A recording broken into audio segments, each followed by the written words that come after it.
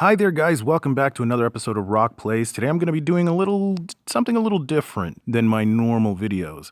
Today I'm going to be reviewing Dissidia, Final Fantasy Opera Omnia. Now, for the first time in a really long time since mobile games became a thing on cell phones back in the day, I finally found a game that I can just have fun with, sort of like how I felt when I played Fruit Ninja for the first time on mobile. Now, this does have in-game transactions, but they're not obtrusive and they're not constantly egging you on to spend money, which is a great thing. I know it's really rare and it's a sad state of the game industry alone to think of how important it is to not be bothered when you're playing a game, but this game does a really good job at not pestering you to spend money. As a matter of fact, you get enough in-game currency as well as the diamonds that you can actually purchase. You get enough of it that you don't even need to spend a single dime. Now, the fact that this game is free is actually really interesting to me. I don't know where or how they're going to make their overhead, considering if, like me, you're a Final Fantasy fan and you just want to play through the story without having to spend a dime, that's exactly what you're going to do. Now,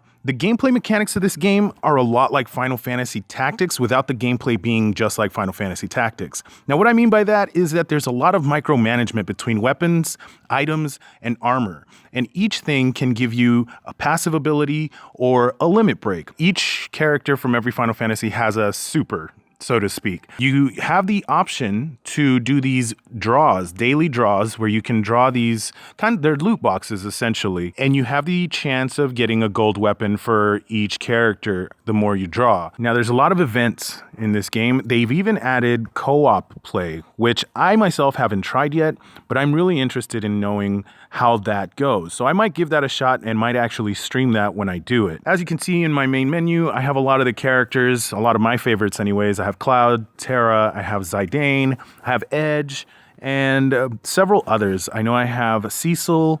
I hate that guy, but let me give you a look at what the menu looks like. Okay, so here you can go to party, simply just click and drag whomever you want into your party of 3. So here I have Terra and Edge and Cloud equipped. If you want to change their equipment, you go in there, you can click auto to have whatever your best items are automatically equipped. As you can see, my list of characters, everybody likes to hunt for Cloud. Everybody starts hunting for their favorite character. Other things that are pretty cool about this are the enhancement modes. Even the growth system has been well thought out here. If I saw this in a console game, I'd be really happy with the growth system just in general. Now, they have a crystal system that allows you to strengthen your character's HP level, strength level, brave level, just based off of using these amounts of crystals. Now, every character has a different color crystal. As you can see right here, Terra's got green, Penelo has silver, Bart's has yellow. The best part about this is that you can use it to increase their strength and their the amount of maximum HP, and it all depends on what level they currently are. So for instance, if I wanted to increase Vivi, I've already have them at strength level 12. You start off at 1. I can increase this by spending 10 of the black crystals, and it leaves me with 13. Now, from here on out, everything that I want to get is going to cost me 10, 10, and then it moves up to 20, 20, 20, and so on and so forth until I actually max them out.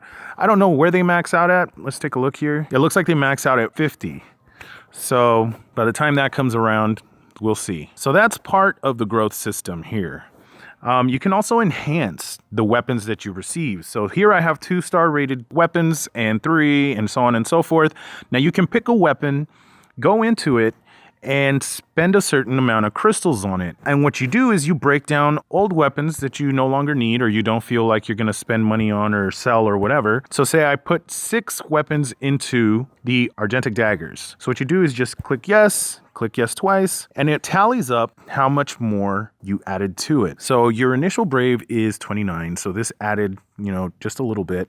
And then my max brave went up by about 47, and my attack went up by about 20. So it's a constant balance of trying to break down the old weapons and adding the abilities to the new weapons. And you want to actually increase the ability of the gold ones because the gold ones are the final weapon for that character. Now you can view and sell most of your things here. Nothing really hurts or changes the weapons in general. You just sell them, you get your gil, and move on and so on and so forth.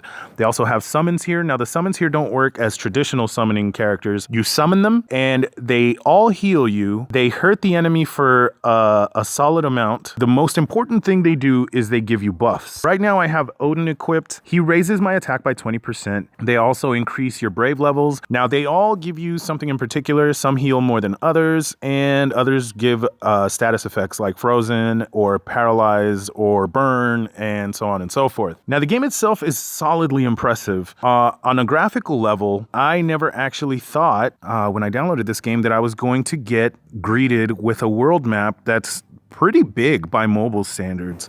Right now I'm on chapter 4 and I'm trying to clear this area here. And as you can see, I just unlocked another boss. Each gold helmet is a boss. The green ones are sub bosses, and each one comes with a fairly entertaining fight. They each come with certain missions for each battle. So if I fight this fight and clear it without losing any characters, clear it within 65 turns or less, and inflict 3 or more limit breaks within the fight, then I get these extra, as you can see, 40 diamonds and 1 sphere. It looks like a lightning sphere, I want to say. So I'm going to go ahead and fight and show you guys the gameplay, because graphically, it's really impressive, especially for mobile standards. And I believe they use the techniques that they used to use on PlayStation 1's days, where they used to just use PNGs to layer the backgrounds. And the only thing really rendered are the characters themselves. As you can see, they're the one thing that's moving. And everything else, I assume, is just JPEGs and PNGs, which is a really clever way to save on CPU and GPU intensive parts of the game. So the techniques that you normally want to do is you hit them with the brave attacks.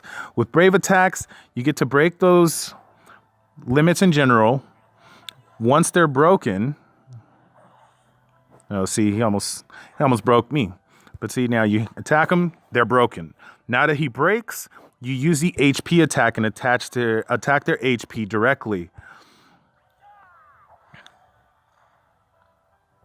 There's a lot of game animations that's solidly impressive as well.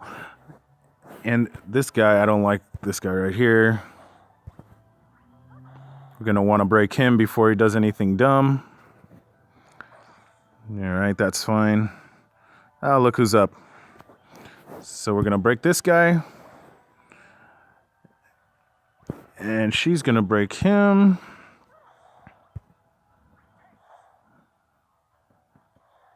And I'm going to use him to get rid of this guy.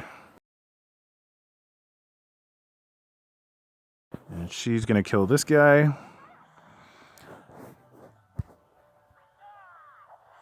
And almost done. So as you can see, the music has all been remastered from their original counterparts. So every character that has a theme, all of their themes has been redone for this game in particular. And what they did is they actually included original BSM mixes of the original games and then orchestrated it and worked around with a lot of different instruments, including guitars, cellos, violins, pianos, trumpets, trombones, everything. Everything that you can imagine an actual console game to have, this mobile game has.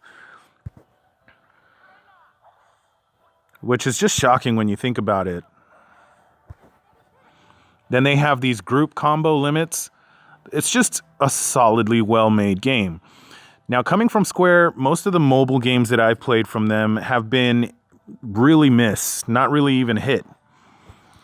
But this one struck a nerve and struck a chord because it felt a lot like original Final Fantasy. Just a good old-fashioned RPG game. It has a story that you have to follow if you want to follow it. You could just spend your time going around completing side quests, which are mainly, capture character quests, which I don't mind doing because I like collecting as many characters as possible. Even though right now I'm actually still playing through the story itself. Here we go. Skadoosh. There you go. Cute. You're done. Oh, see, I'm going to summon Odin so you guys take a look at the summon here. There's also substitutions. There's a bunch of people playing mobile, and you can pick anybody's character from all around the globe who has this game and use their character to substitute if your characters are getting low. And what that does is that gives them extra experience points and helps them grow as a character as well if you just use them during one part of a fight. And I thought that was fairly impressive as well. To be able to incorporate the community within the gameplay itself is solid. I have not seen a game like this ever. Good job. Ow. Hey, dang. And I gotta reiterate just how good the music actually is. This is just one of the many battle fights that you have. They include all of this music from Final Fantasy VII, 4, 5, 6, you name it, they have it. And it's just a well-made game, very entertaining. Graphically, it's very appealing, especially even though the characters are slightly chibi, slightly smaller. The graphical fidelity of each of the characters looks great, and it brings your old school characters into the HD era, which I find awesome. And if you're a big fan of Final Fantasy just in general, I would highly recommend this game. The only mobile game that I would ever play, as it's the only one that I play now. And I've gone through my share of mobile games from Fruit Ninja, Candy Crush, and so on and so forth. I've even played a bunch of RPG freemium games, and they all pester you to spend money, spend money, spend money. This one doesn't.